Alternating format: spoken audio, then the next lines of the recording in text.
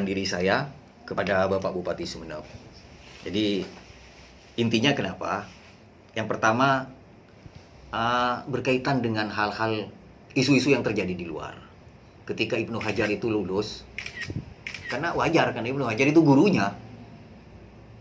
Jadi kan tidak enak. Ketika Ibnu Hajar tidak lulus, ya saya tidak tahu nilai saya seperti apa itu kan. Artinya saya mengambil jalan tengah demi menjaga marwah bupati. Saya ikhlas mengundurkan diri sebelum penentuan yang 11 besar. Sehingga secara formal saya itu mengirimkan surat secara formal untuk mengundurkan diri. Dengan alasan pertama ya karena kesibukan saya. Yang kedua demi menjaga marwah bupati. Sehingga dengan demikian jadi mungkin bupati bisa enjoy dan bisa merdeka lah untuk menentukan 11 dari 22 yang sudah disaring oleh tim seleksi. Gitu.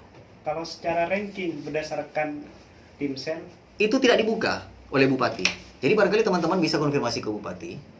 Jadi nilainya seperti apa? Karena bupati di media beberapa waktu yang lalu mengatakan bahwa keputusan dia di gong akhirnya dia akan memilih sesuai dengan peringkat dan ranking. Nah, ini seharusnya bisa dibuka juga oleh bupati nilai ini.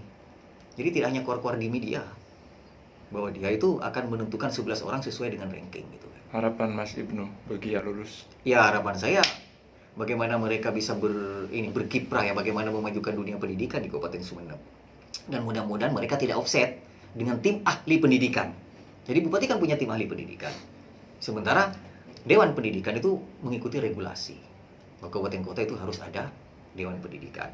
Sehingga kalau dua tim ini bergabung demi kemajuan Sumeneb, ya insya Allah lah pendidikan di Sumeneb itu akan bagus dan maju itu kan. Dari 22, 11 orang yang akan diambil. Jadi iya. anggota pendidikan 11. Gong terakhir itu udah di bupati. Jadi like and dislike itu tergantung bupati.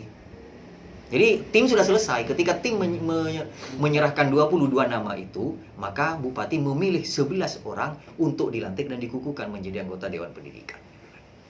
Kalau bisa dijelaskan secara spesifik marwah bupati yang dimaksud? Ya, yang saya katakan marwah bupati yang dimaksud itu gini.